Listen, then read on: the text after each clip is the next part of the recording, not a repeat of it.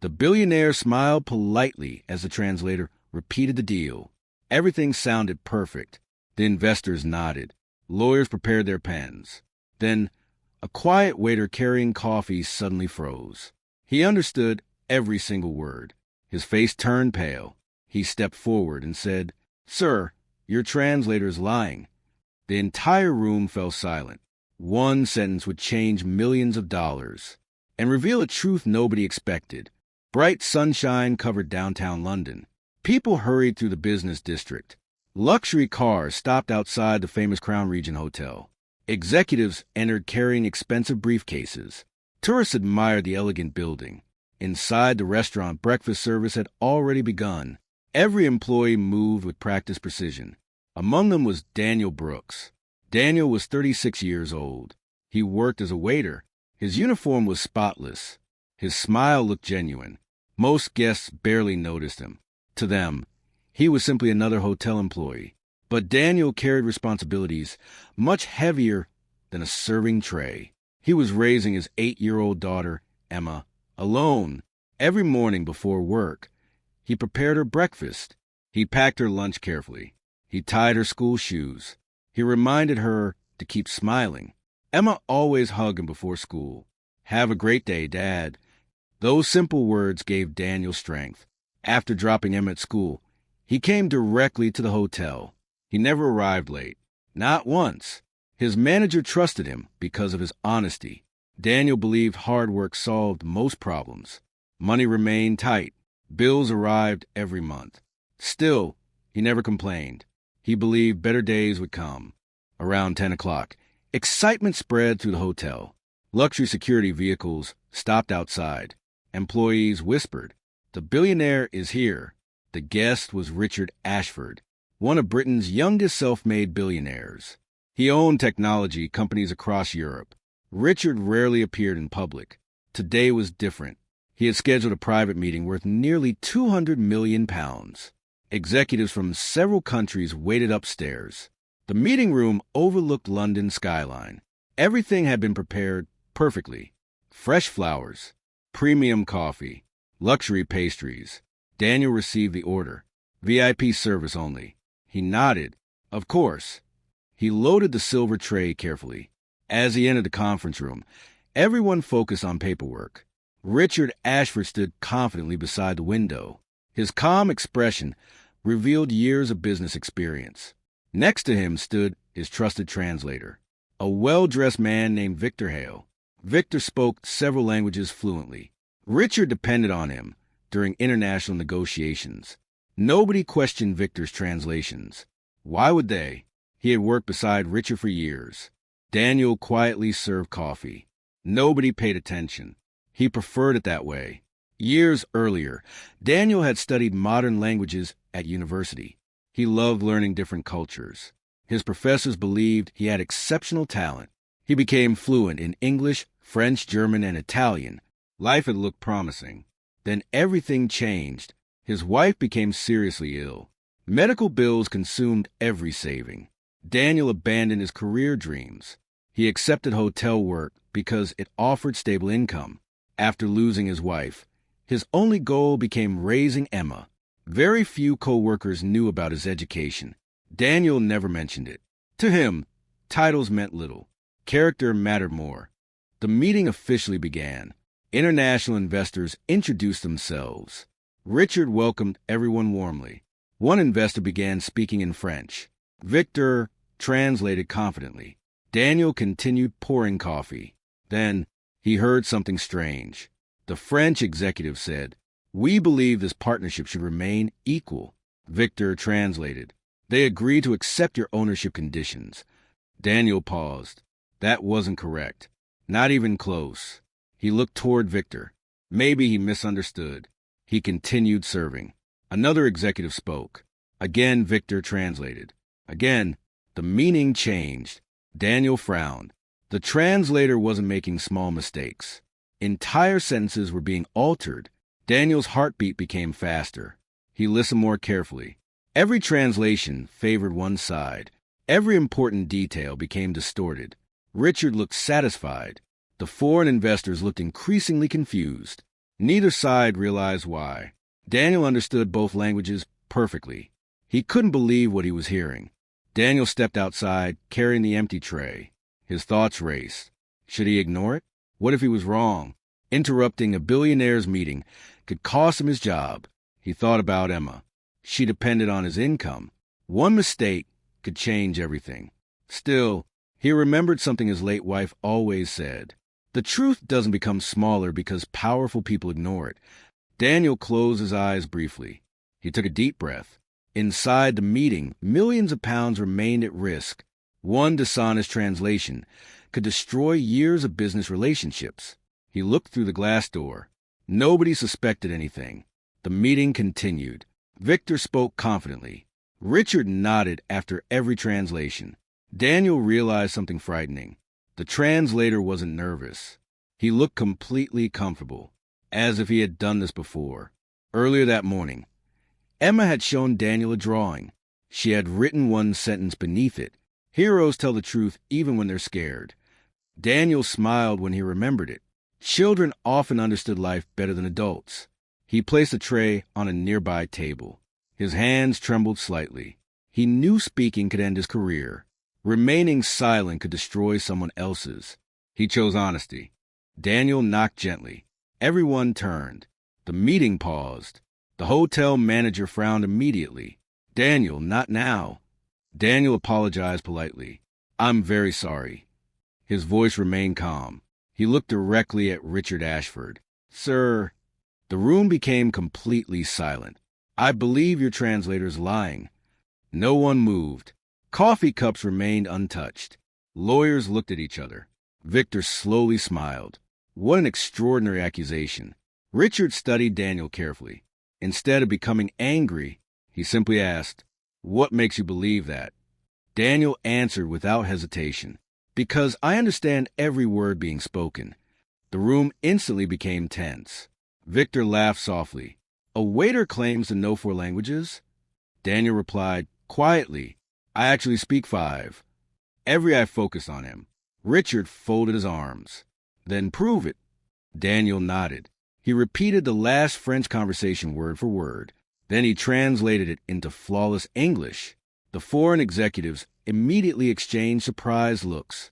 One of them slowly nodded.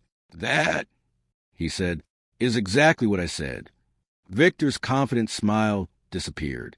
The conference room became silent. Nobody touched their coffee. Nobody looked away. Richard Ashford stared at Victor. For the first time that morning, uncertainty appeared on the billionaire's face. Victor quickly recovered. He forced a smile. "Sir, this is ridiculous." A waiter interrupts a private meeting, and suddenly everyone believes him. The foreign investors remain quiet. Daniel stood calmly near the door. He wasn't trying to embarrass anyone. He only wanted the truth to be heard. Richard looked toward the French executive.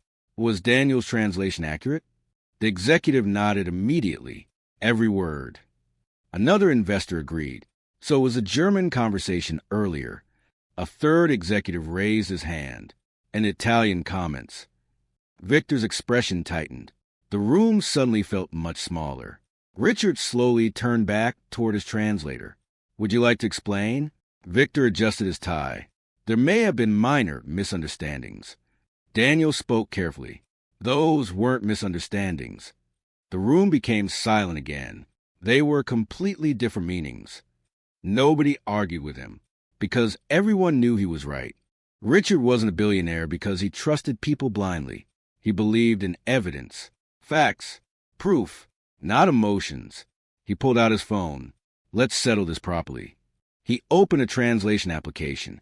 Then he handed the phone to one of the investors. "Please repeat what you said earlier." The investor repeated the original statement.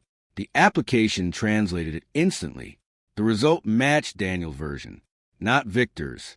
A murmur spread across the room. Victor's face lost color. Another statement was tested. Again, Daniel was correct. A third statement. The same result. The evidence became impossible to ignore. Richard looked directly into Victor's eyes. "How long?" Victor remained silent. "How long have you been changing translations?" Still no answer. The silence said everything. Richard had worked with Victor for nearly 7 years. 7 years, thousands of meetings, hundreds of contracts, millions of pounds. Now a terrible question appeared in his mind. How many deals had been affected? How many partnerships had failed because of manipulated translations? Richard felt anger building inside him, but he remained calm. That self-control had helped him build an empire. The foreign investors watched carefully. Nobody wanted conflict. They wanted answers. Finally, Victor spoke. "You don't understand." Richard's voice became cold. "Then help me understand." Victor looked around the room. His confidence was gone. Only desperation remained. Victor took a deep breath. Then he revealed something shocking. "I wasn't working alone." The room froze. Richard narrowed his eyes. "What does that mean?" Victor swallowed hard. "There are people outside this room who wanted this deal to fail." Nobody spoke. Victor continued. "They promised me money." The investors looked stunned. Richard remained expressionless. "Who?" Victor hesitated. For several seconds, nobody moved. Then he finally answered. "A rival technology group." The room exploded with whispers. Several executives looked completely shocked. Richard's company was preparing to launch a revolutionary artificial intelligence platform. Competitors had been trying to stop him for months. But nobody expected sabotage from inside his own team. Victor lowered his head. "I was told to create confusion." The investors stared at him in disbelief. Richard slowly sat down. The situation had become far bigger than one dishonest translator. Richard suddenly remembered something. 3 years earlier, an important partnership in Paris had collapsed unexpectedly. Both sides blamed each other. Neither understood what happened. Victor had translated that meeting. Then there was a deal in Berlin. Another misunderstanding. Another failed partnership. Victor had translated there too. One memory after another began connecting. Richard felt sick, not because of the money, because of trust. He had trusted Victor completely, and trust, once broken, was difficult to repair. While everyone discussed the situation, Daniel quietly picked up his tray. His job was done. He had spoken the truth. Nothing more. He started walking toward the door. Then Richard called out, "Wait!" Daniel stopped. The billionaire stood up. "I owe you thanks." Daniel smiled politely. "No need, sir." "There is." Richard stepped closer. "You protected everyone in this room." Daniel shook his head. "I only corrected a translation." Richard looked around the conference table. "No." He smiled for the first time all morning. "You protected a £200 million partnership." The investors laughed softly. The tension finally began to ease. After Victor was removed from the meeting, another translator joined through a video call. The negotiations started again. This time, every sentence was checked carefully. Every detail became clear. Something surprising happened. The investors and Richard actually agreed on almost everything. The earlier conflict had been created entirely by false translations. Within 2 hours, progress moved faster than anyone expected. People who seemed like opponents became partners. The atmosphere transformed completely. Trust returned. The deal that had nearly collapsed suddenly looked stronger than ever. Daniel watched briefly from outside the room. Then he returned to serving guests. As far as he was concerned, the day wasn't over. Tables still needed cleaning. Customers still needed service. Life continued. Late that afternoon, Richard requested a private meeting. Not with investors. Not with lawyers. With Daniel. The hotel manager escorted Daniel upstairs. He looked nervous. Employees rarely met billionaires privately. Daniel entered the room. Richard stood beside the window, overlooking London. Sunlight filled the office. The billionaire smiled. "Please sit down." Daniel sat carefully.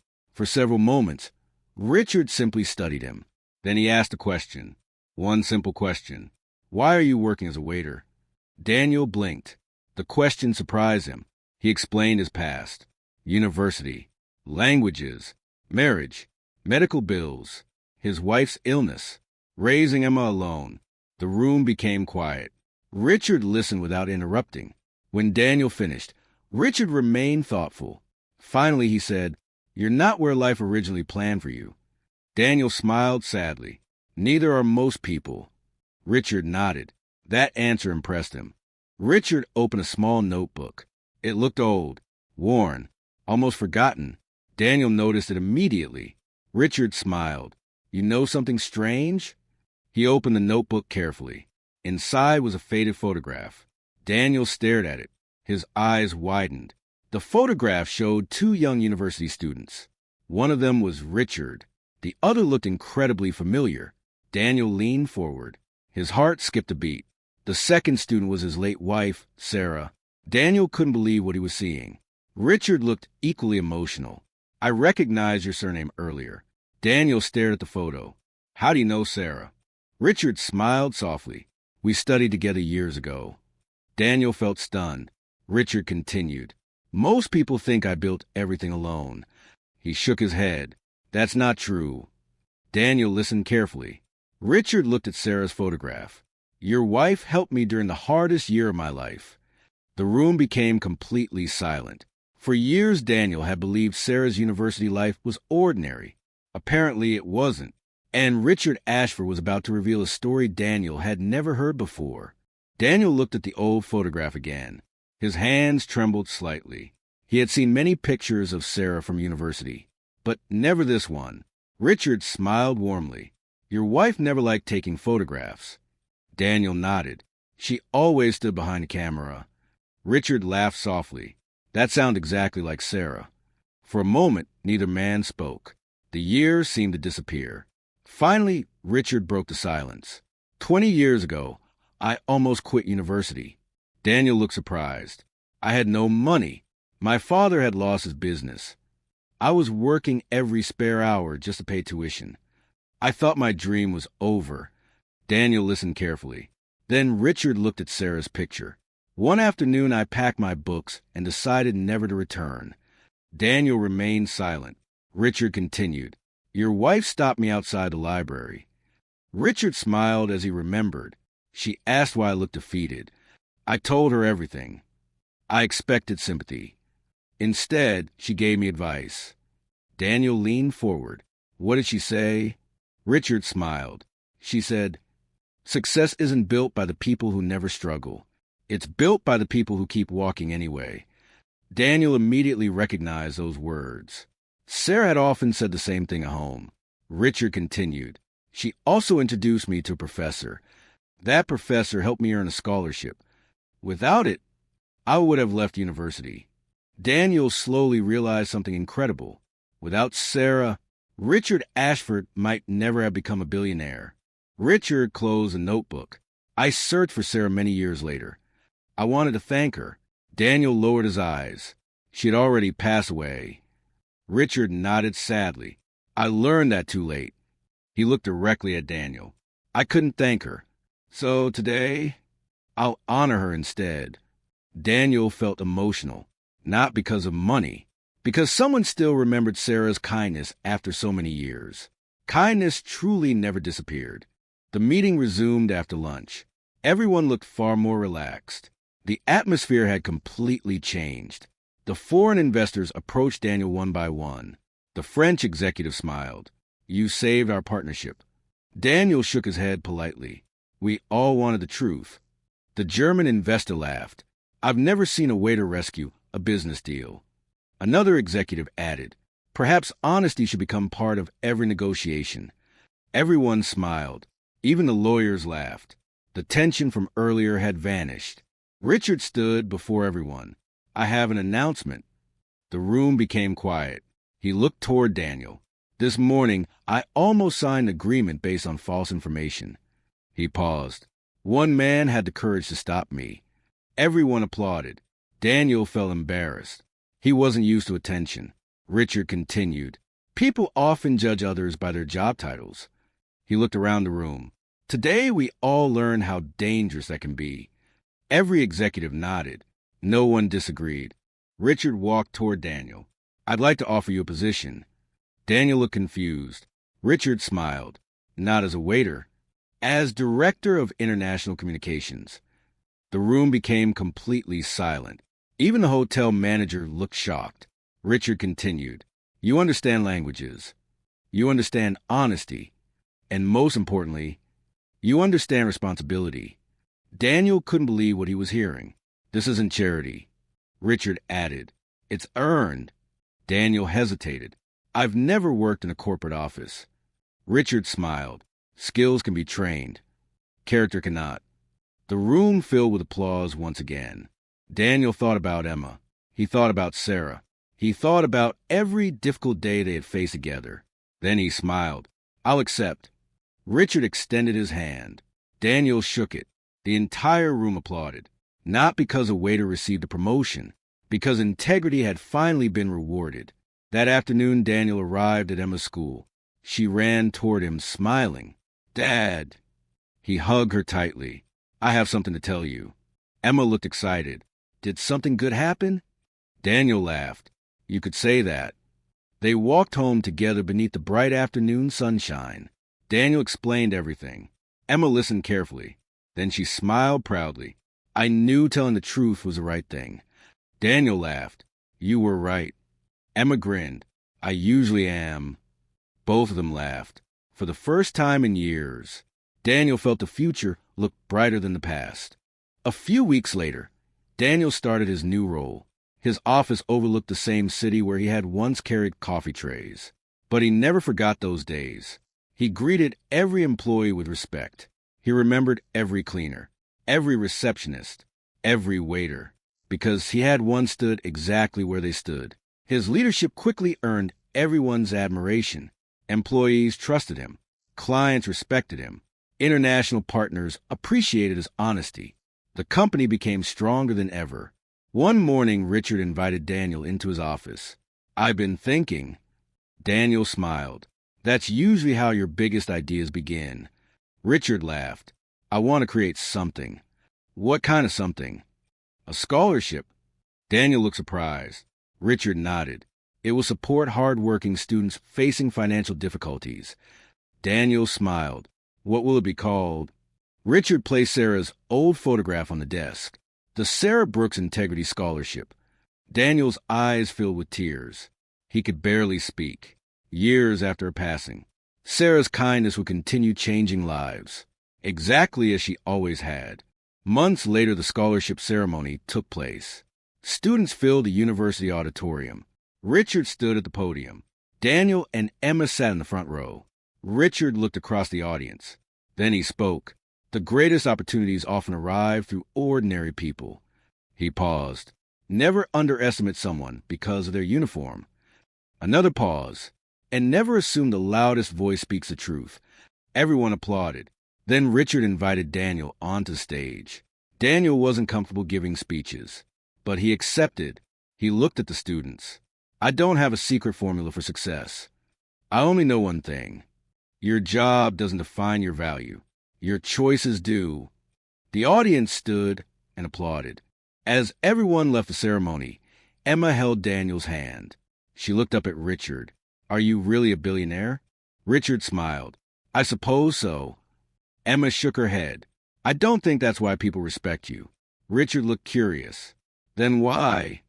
Emma smiled. Because you listen to the truth. Richard laughed warmly.